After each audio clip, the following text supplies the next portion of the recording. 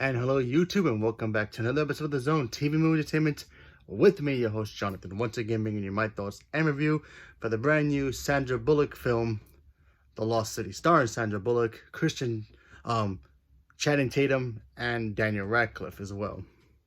So, let's talk about this film because honestly, first of all, big fan of Sandra Bullock. I think she's hilarious. I think she's a very good actress, and she's always, done great movies. Then she's done some comedies that are like questionable, but still she's good in it. And I've been liking Channing Tatum ever since 21 Jump Street. I feel like he's gotten better as he's become an actor. So, and seeing Daniel Radcliffe do anything besides Harry Potter, it's a win in my book. So let's talk about this film.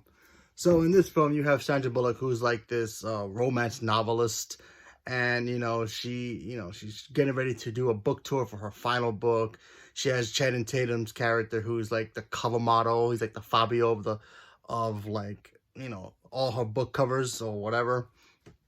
So she's not too happy about the new book. She just wants to get it over with, get it out there, so that way fans can just go crazy and just leave her alone, I guess. And then something happens where she meets Daniel Radcliffe, character, who believes that there's an actual treasure that she wrote on her book that might be based off of something real, and Daniel Radcliffe's character wants it.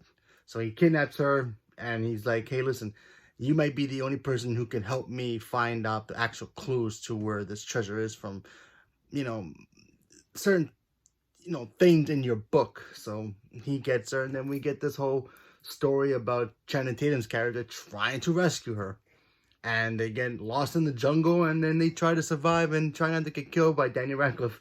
So, first of all, this movie was fun. It wasn't the greatest comedy I've seen in years, but it was still fun. I had a couple of chuckles that I laughed at, and I thought it was just it was entertaining.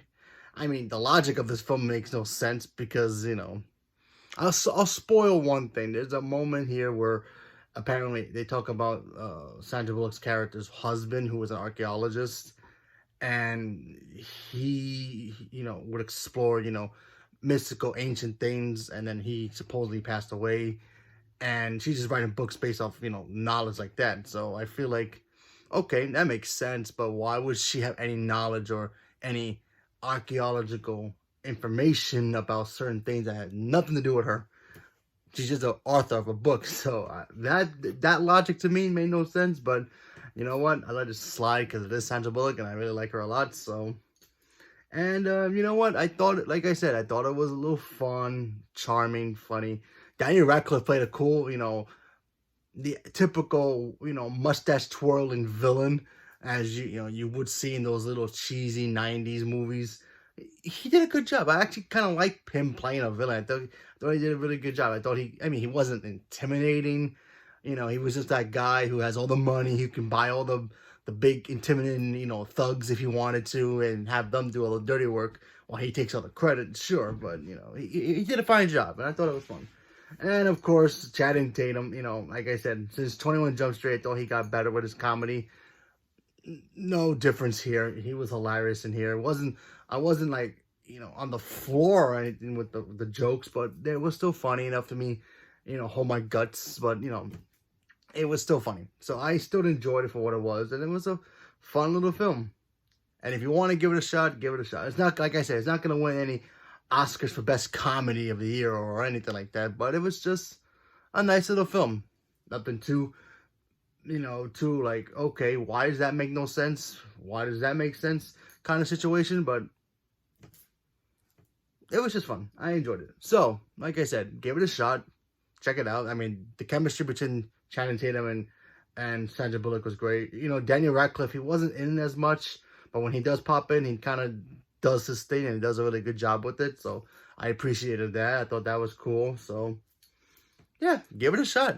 If you have nothing else to watch, if you've already seen Batman about 5 billion times and Spider-Man 5 billion times, and nothing else out yet until Sonic comes out, which I believe is 2 weeks from now, and then Morbius is, I think, next week.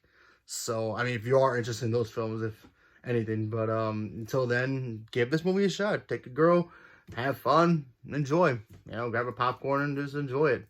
So leave me a comment below. Let me know what you guys thought about this film. And are you guys interested in this film? Not interested in this film?